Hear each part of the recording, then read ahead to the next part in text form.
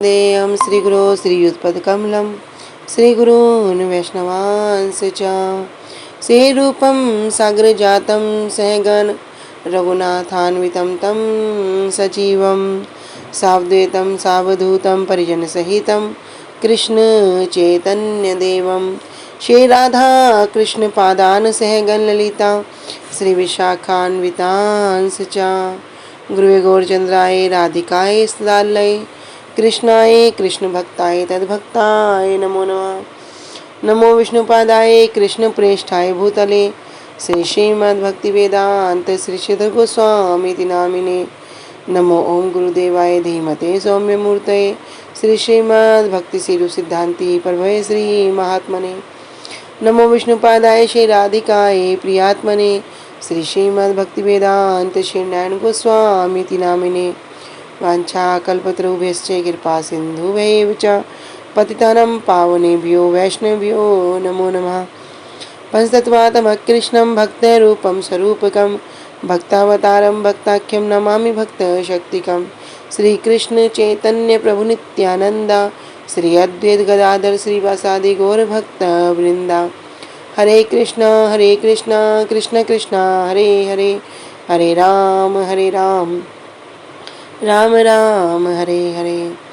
स्वप्रथम परमाराध्यतम गुरुपाद पद्म जो विष्णुपाद अष्टोत्तर शत श्री श्रीमद् भक्ति वेदांत श्री श्रीधर गोस्वामी महाराज जी के श्री अभय चरण सरोज में अनंत कोटि दंडवत प्रणाम ज्ञापित करती हूँ।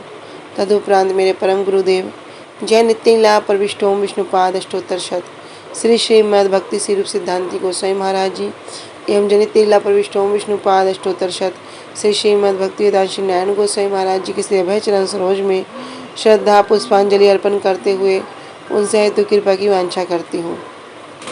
शिल जैन तिल्ला प्रविष्टोम विष्णुपाद अष्टोत्तर शत श्री श्रीमद् भक्ति विज्ञान भारती गोस्वामी महाराज जी की जो जीवन चरित्र को जो शिक्षाओं को हम ग्रहण कर रहे हैं उनके चरणों में भी धन्यवाद प्रणाम ज्ञापित करते हुए उनसे हेतु कृपा की वांछा करती हूँ। उपस्थित वैष्णव जन भक्तवृंद सभी के चरणों में यथा योग्य दंडवत प्रणाम स्वीकारो। हरे कृष्णा दंडवत प्रणाम सभी को। तो श्री गुरुदेव की अहेतु कृपा से हम के विषय में यहाँ पर आलोचना कर रहे हैं जय नित्य प्रविष्टोम विष्णुपाद अष्टोत्तर शत श्री श्रीमद् भक्ति विज्ञान भारती गोस्वामी महाराज जी के विषय में। तो कल हमने श्रवण किया था कि किस प्रकार शिल भक्ति रक्षक श्रीधर गोस्वामी महाराज जी का जब इनको संग करने का सुअवसर प्राप्त हुआ, इन्होंने क्या किया, प्रभुपाद जी के जो आश्रित भक्तजन हैं उनकी अनेक अनेक सेवाएं की और उन सेवाओं के बल से क्या हुआ कि इनको कुछ उन्होंने उपदेश दिए जिन उपदेशों को इन्होंने मंत्र के रूप में स्वीकार किया। क्या था कि पहला तो सदैव कीर्तन के गूढ़ अर्थ को समझना और जिसने कीर्तन लिखा है उनके भाव जो है उनके हृदय के जो विचार हैं उसको जानना। दूसरा जो उपदेश था शिल भक्ति रक्षक श्रीधर गोस्वामी महाराज जी के द्वारा जो इन्हें प्राप्त हुआ था, कह रहे उग्र शर्वा बनना, हमेशा जो अपने से ऊंच है उनसे हरि कथा श्रवण करना। और तीसरा था कि हमेशा जो महाप्रभु का जो दिया हुआ जो उपदेश है तीर्णादपि सुनिचेन, उसके गूढ़ अर्थ में जो प्रवेश करने की जो कुंजी है वो क्या है, हमेशा ऊंचे लोगों का जब संग करेंगे तो उसके प्रभाव से दीनता आएगी, तो वो स्वाभाविक दीनता में प्रतिष्ठ होने रूपी उन्होंने मंत्र को ग्रहण किया था। तो आज हम श्रवण करेंगे शिल प्रभुपाद जी के आश्रित जो शिल भक्ति विचार यायावर गोस्वामी महाराज जी के द्वारा इनको जो मंत्र प्राप्त हुआ। एक समय क्या हुआ, शिल भक्ति विचार यायावर गोस्वामी महाराज जी ने शिल भक्ति विज्ञान भारती गोस्वामी महाराज जी को एक प्रसंग चल रहा था। उस प्रसंग के कारण प्रसंग आ गया, किसी प्रसंग वस्ता ही वे बताते हैं कि मुझे भी क्या हुआ था, एक अत्यंत प्रकांड ज्योतिष जिसकी कभी भी भविष्यवाणी खंडन नहीं होती थी, उन्होंने मुझे कहा था कि तुम्हारा जो हस्तरेखाएं है ना, ये क्या बता रही हैं कि आपका विवाह होगा ही होगा, इसे कोई भी नहीं टाल सकता। इस प्रकार जब उन्होंने वर्णन किया तो इसी कारण से जो शिल प्रभुपाद जी के द्वारा मुझे संन्यास प्रदान करने की इच्छा करने पर भी मैं संन्यास ग्रहण करने से भयभीत था। कौन कह रहे हैं? भक्ति विचार यायावर गोस्वामी महाराज जी अपना एक प्रसंग बता रहे हैं कि जब मैं मठ में आया था तो एक प्रकांड ज्योतिष था जिसने मुझे कहा था कि तुम्हारी शादी तो होगी ही होगी। और इसी बात के भय के कारण, क्योंकि उस ज्योतिष की भविष्यवाणी कभी कटती नहीं थी, सिर्फ इसी भय के कारण क्या हो गया, मैं डर गया था और मैंने श्रील प्रभुपाद जी से जो संन्यास ग्रहण करना था उसके लिए मैं भयभीत था। लेकिन भक्ति सिद्धांत सरस्वती ठाकुर प्रभुपाद जी ने क्या किया, जब मुझसे कहा कि अभय चरणार विंद में, भगवान के चरण कैसे हैं? अभय चरणार विंद, कि जहाँ पर जाने से किसी प्रकार का भय नहीं रहता, जिनकी शरण लेने से किसी प्रकार का भय नहीं रहता। तो उसमें कैसा भय? तब भक्ति विचार यायावर गोस्वामी महाराज जी ने क्या किया, संन्यास ग्रहण कर लिया। फिर क्या हुआ, अब संन्यास ग्रहण कर लिया। अब ज्योतिष की बात क्या थी कि विवाह होगा ही होगा, किंतु अभी क्या हो गया, भक्ति विचार यायावर गोस्वामी महाराज जी ने संन्यास भी ले लिया। इसलिए जो श्रील वृंदावन दास ठाकुर जी चैतन्य भागवत में वर्णन करते हैं कि कृष्ण भक्ति यदि होए बलवान, विधि रे कलम काटी करे खान खान, कि यदि किसी की कृष्ण भक्ति इतनी बलवान है। अब हम एक शब्द सुनते ना, बल। बल कैसा? सबका एक बल होता है। तो भैया क्या भजन का ही बल है? वास्तव में भजन का भी बल है। जिसके अंदर ये भजन का बल होगा वो बड़ी बड़ी बाधा विपत्तियों को भी अनायासी पार कर लेंगे। तो कहते हैं कि कृष्ण भक्ति यदि होए बलवान, विधि रे कलम काटी करी खान खान। तो जिसके अंदर ये कृष्ण भक्ति है, जिसकी कृष्ण भक्ति बलवान होगी, उसका क्या होगा, विधि रे, अरे जो ब्रह्मा जी ने उसके भाग्य में लिख दिया, जैसे कहते हैं ना 5 चीजें पहले से ही निश्चित होती है, आयु धनम च वित्तम च विद्या निधनम एवं। ये जो 5 चीजें जो पहले से ही जो तय होती हैं, इनको भी क्या करते हैं, जिनको कोई काट नहीं सकता, लेकिन ये भक्ति उसको भी करे खान खान, उसको भी खान खान खंड खंड कर देती है, टुकड़े टुकड़े कर देती हैं। तो क्या हुआ, कृष्ण भक्ति के बल से इनकी हस्तरेखाएं भी परिवर्तित हो गई और मुझे विवाह बंधन में नहीं बंधना पड़ा। तो भक्ति विचार यायावर गोस्वामी महाराज जी अपने जीवन का प्रसंग वस्ते वहाँ पर वर्णन करते हैं। कह रहे कि इस प्रकार मुझे शील भक्ति विचार यायावर गोस्वामी महाराज जी से मंत्र प्राप्त हुआ। क्या मंत्र मिला? कि कभी भी किसी ज्योतिष के द्वारा जन्म पत्री, हस्तरेखा, पद चिन्ह इत्यादि को देखकर की गई भविष्यवाणी की ओर ध्यान न देकर श्रील वृंदावन दास ठाकुर जी के वचन को ही अधिक गुरुत्व प्रदान करना चाहिए। जैसे हम सुनते ना कि किसी ने कुछ बोल दिया, उसकी भविष्यवाणी कभी कटती नहीं, उसने जो बोल दिया होके रहेगा। कह रहे भैया जो तुम्हारे भाग्य में है वो होके रहेगा, लेकिन उसको भी खंडन किया जा सकता है। कैसे? कृष्ण भक्ति। तो यहाँ पर उन्होंने मंत्र ग्रहण क्या किया कि गुरुवर्गों की वाणी, जो वृंदावन दास ठाकुर की वाणी है, उनको ही अधिक गुरुत्व प्रदान करना चाहिए।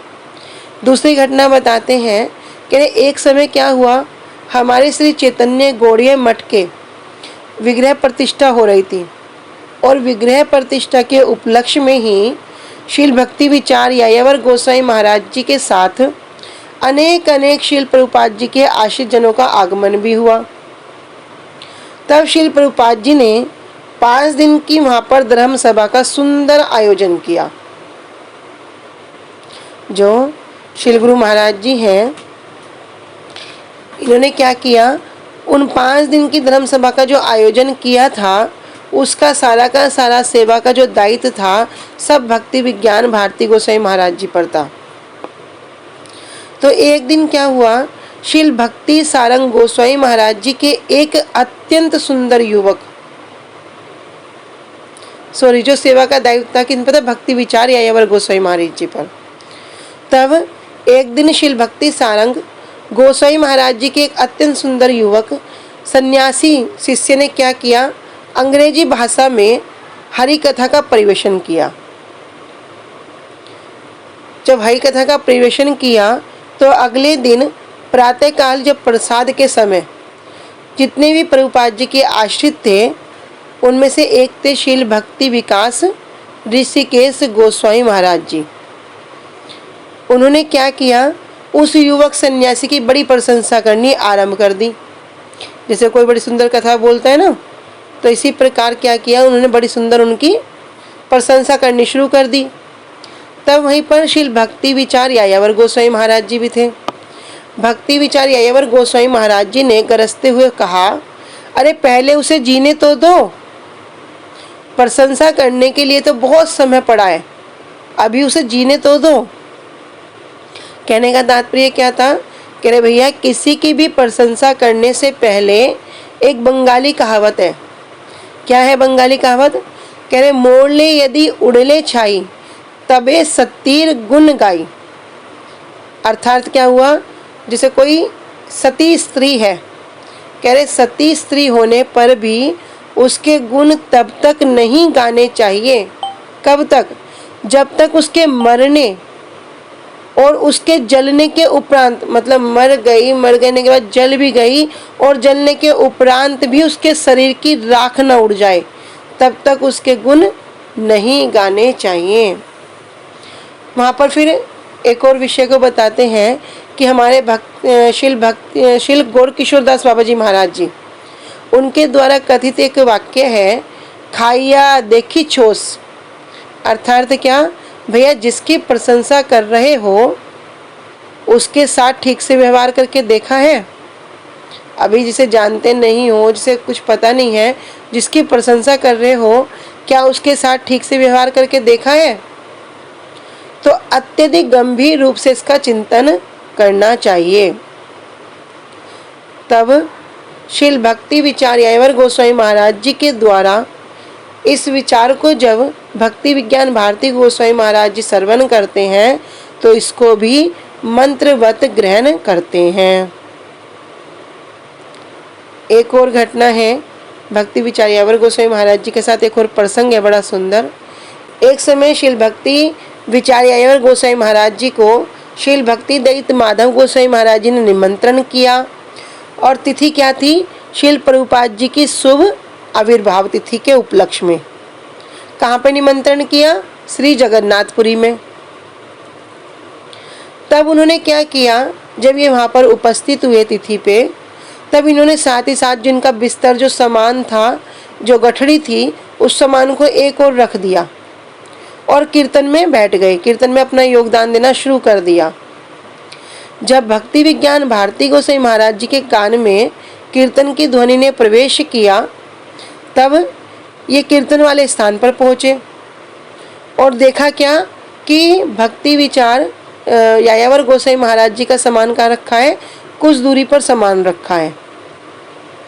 तो उनकी सब वस्तुओं को देखकर समझ ही नहीं पाए कि शील महाराज जी ने अपने सामान को रखने के लिए कोई स्थान, कोई कमरा, कुछ व्यवस्था, कुछ इतनी दूर से आए हैं तो प्रसाद पाना, या बहुत दूर से आने पर व्यक्ति क्या होता है, क्लांत हो जाता है, थक जाता है। उन्होंने कोई विश्राम के लिए किसी कमरे की, किसी वस्तु की कोई चिंता ही नहीं की। और सबसे पहले क्या किया, सबसे पहले आते ही कीर्तन में भाग क्यों ले लिया। अभी ये विचार कर रहे हैं भक्ति विज्ञान भारती गोस्वामी महाराज जी। जब कीर्तन हो गया और कीर्तन के समाप्त होने पर जब इनसे मिलते हैं तो इस बात की जिज्ञासा करते हैं कि आप आए, आपको आकर थोड़ा प्रसाद सेवा, थोड़ा विश्राम, सामान रखने की व्यवस्था, ये सब आपने नहीं किया, किंतु आपने क्या किया, आते ही कीर्तन में योगदान दिया। तो इस बारे में जिज्ञासा की। तब भक्ति विचार यायावर गोस्वामी महाराज जी ने उत्तर दिया। क्या उत्तर दिया कि जब तक मठ में पहुंचकर मैं कोई सेवा नहीं करता हूं, तब तक मुझे अपने रहने के लिए स्थान अथवा अपने सामान तक रखने को भी स्थान की अपेक्षा करना किस प्रकार युक्ति संगत है। सबसे इम्पोर्टेंट क्या है, सेवा। हम सब कहीं जाते हैं, धाम में जाएं या कहीं भी जाएं, सबसे पहले अपने रूम वगैरह सब व्यवस्था करके जाएंगे, या नहीं होगी तो जाकर सबसे पहले करेंगे। किंतु कैसा उत्तम विचार है कि अपने जो सामान था, एक गठरी थी, पोटली थी, उसको एक तरफ रख दिया और जाते ही सेवा में भाग ले लिया। क्या विचार दिया? कह रहे जब तक मैं मठ में पहुंचकर मैं कोई सेवा नहीं करता तब तक मुझे अपने रहने के लिए स्थान या अपने सामान तक को भी रखने के लिए स्थान की अपेक्षा करना किस प्रकार युक्ति संगत है। फिर तो भक्ति विज्ञान भारती गोस्वामी महाराज जी कहते हैं कि मैंने उनके इस उपदेश को भी मंत्र के रूप में ग्रहण किया। तो ये है श्रील भक्ति विचार यायावर गोस्वामी महाराज जी से श्रील भक्ति विज्ञान भारती गोस्वामी महाराज जी को प्राप्त जो उपदेश, और ये उपदेश को क्या कह रहे हैं? कह रहे मंत्र। ये उपदेश रूपी मंत्र को उन्होंने ग्रहण किया। एक जो अगला मंत्र है वो किनसे प्राप्त है? श्रील भक्ति सारंग गोस्वामी महाराज जी से प्राप्त मंत्र। एक समय क्या हुआ, श्रील भक्ति सारंग गोस्वामी महाराज जी ने अपनी अस्वस्थ लीला प्रकाशित की। जो हम लीलाएं देखते हैं, वैष्णव क्या है? वैष्णव का जन्म कर्म सब कुछ दिव्य है, और विष्णु अनुचरत्वम ही मोक्षम आहु मनीषणम। कहते हैं ये कौन है? ये साक्षात भगवान के दासों के दास हैं। कह रहे ये कैसी लीला है? हम तो देखते हैं ना कि ये सब अनेक अनेक लीला प्रकाशित होती हैं, तो वो अस्वस्थ लीला भी किस लिए? हम जैसे जीवों को सेवा देने के लिए।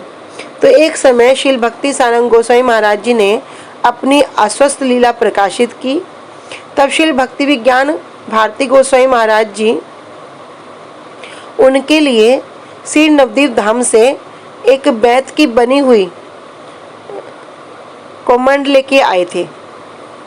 कह रहे कि जिसे देखकर उन्होंने कहा कि मैं इसे कभी भी व्यवहार नहीं कर सकता। कारण क्या था? कि मेरे प्रत्येक बार मल त्याग करने पर किसी वैष्णव को इसे क्या करना पड़ेगा? परिष्कार करना पड़ेगा। जो वो है उसकी बनी हुई कोमोंड लेके आए, तो बोलते क्या है कि उसे स्वीकार नहीं करते हैं, क्योंकि अगर जब भी मैं मल त्याग करूँगा तो किसी ना किसी को जाकर इसको परिष्कार करना पड़ेगा। तो मैंने अपने जीवन में कभी भी वैष्णव को अपना दास, अपना सेवक नहीं समझा।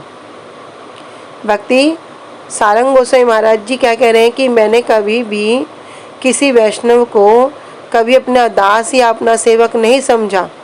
मैंने मुझसे ज्येष्ठ और मुझसे कनिष्ठ, चाहे मुझसे बड़े हों चाहे मुझसे छोटे हों, सभी वैष्णवों को ही अपने सेव्य के रूप में ग्रहण किया है। मैं मठ में भगवान की सेवा के लिए नहीं बल्कि वैष्णवों की सेवा के उद्देश्य से आया हूँ। कौन कह रहे हैं? श्रील भक्ति सारंग गोस्वामी महाराज जी कह रहे हैं मठ में हम सब लोग क्या चाहते हैं? ठाकुर सेवा करेंगे, ये करेंगे, वो करेंगे। लेकिन यहाँ पर कितना सुंदर विचार। कह रहे कि मैं मठ में भगवान की सेवा के लिए नहीं आया हूँ। इसका मतलब ये नहीं भगवान की सेवा नहीं करनी चाहिए, लेकिन उद्देश्य क्या है? वैष्णव सेवा। इसलिए महाप्रभु भी अपने एक चैतन्य चेतन में वर्णन करते हैं कि वैष्णव सेवा और नाम संकीर्तन, यही दुई कार्य। ये जो दो कार्य करनी चाहिए। एक है वैष्णव सेवा, एक नाम संकीर्तन। कह रहे भगवान की सेवा तो कहाँ पर भी प्राप्त हो जाती है, किंतु वैष्णवों की सेवा का अवसर प्राप्त करना अति दुर्लभ है। मैंने उनसे ये मंत्र लिया कि भगवान की सेवा के लिए नहीं अपितु वैष्णवों की सेवा के लिए अपना जीवन यापन करूंगा, तथा मुझसे ज्येष्ठ अथवा मुझसे जो कनिष्ठ हैं सभी वैष्णवों को ही अपने सेव्य के रूप में ग्रहण करूंगा। ये नहीं कि जो मुझसे छोटे हैं उनसे मैं सेवा कराऊंगा, या जो मुझसे बड़े हैं बस मैं उनकी सेवा करूंगा। कह रहे सबके सब कौन है? मेरे सेव्य हैं। इसलिए हमारे गुरुवर्ग सभी एक ही बात कहते हैं, गुरुजी भी इस बात को कहते हैं क्या? कि मैं तुम सबको शिष्य नहीं बना रहा हूँ, सबको गुरु बना रहा हूँ। अभी देखो गुरुजी इस बात को कहते हैं मैं तुम सबको गुरु बना रहा हूँ, तो देखो ना उनके अंदर कितना गुरुत्व है। वो कह रहे मैं तुमको शिष्य नहीं बना रहा हूँ, मैं सबको गुरु बना, सबके सब गुरु बनकर क्या करो? महाप्रभु की वाणी को प्रचार करो। तो चाहे कोई छोटे हैं या बड़े हैं, वैष्णव तो हमेशा ही सेव्य हैं। तो श्रील भक्ति सारंग गोस्वामी महाराज जी के से उनको ये मंत्र प्राप्त हुआ। ठीक है, आज हम इतना ही रखते हैं। वांछा कल्पतरुभ्यश्च कृपा सिंधुभ्य एव च पतितानां पावनेभ्यो वैष्णवेभ्यो नमो नमः। श्री गुरुदेव की जय।